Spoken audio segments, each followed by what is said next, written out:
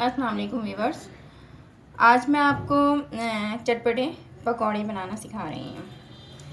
और क्योंकि मौसम भी बहुत प्यारा हो रहा है हमारे एरिए का, हमारी सिटी का, लिहाजा मैं आपको पहले अज्जा बता देती हूँ।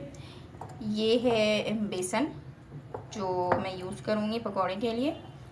उसके बाद मैं जो हूँ ये लहसुन पेस्ट है, ये अदरक पेस्ट है।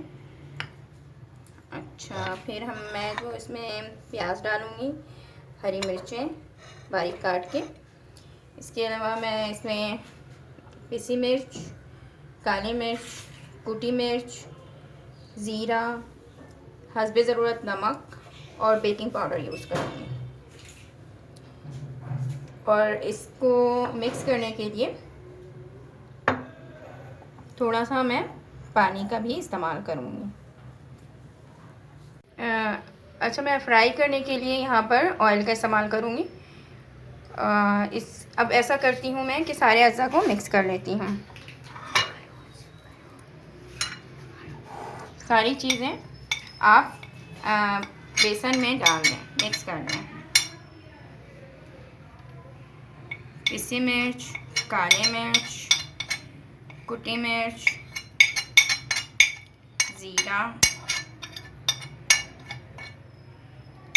हस्बे ज़रूरत नमक एंड बेकिंग पाउडर।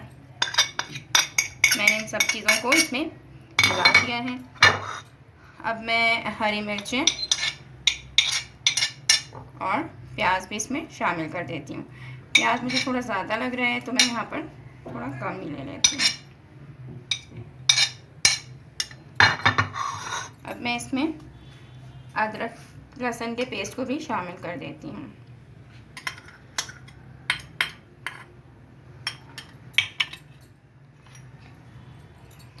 अब पानी शामिल करके थोड़ा इसमें मिक्स कर लेंगे, अच्छी तरह से मैरिनेट कर लेंगे हम। अच्छा, अगर आप चाहें तो फूड कलर भी इसमें इस्तेमाल कर सकते हैं। मैं इसमें ज़रा सा फूड कलर भी डाल देती हूँ।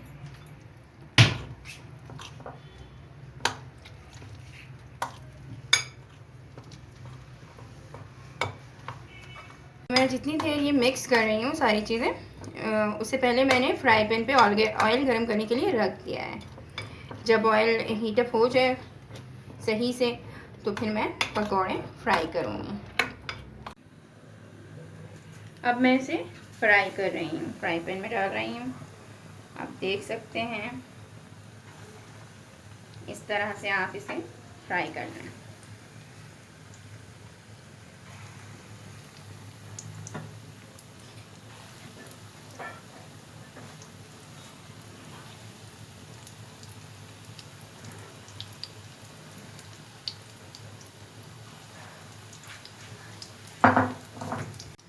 अब इसे आप पलट लें,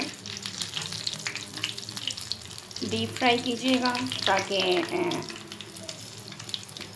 ये सही से फ्राई हो जाए और कच्चा भी ना रहे। हाँ, बर्नर थोड़ा स्लो कर दीजिएगा इसे डालने के बाद। फ्राई पैन में पकौड़े डालने के बाद आप बर्नर स्लो कर दीजिएगा। पकौड़े अब अच्छी तरह से फ्राई हो गए हैं, सो मैं अब इसे निकाल लेती हूँ।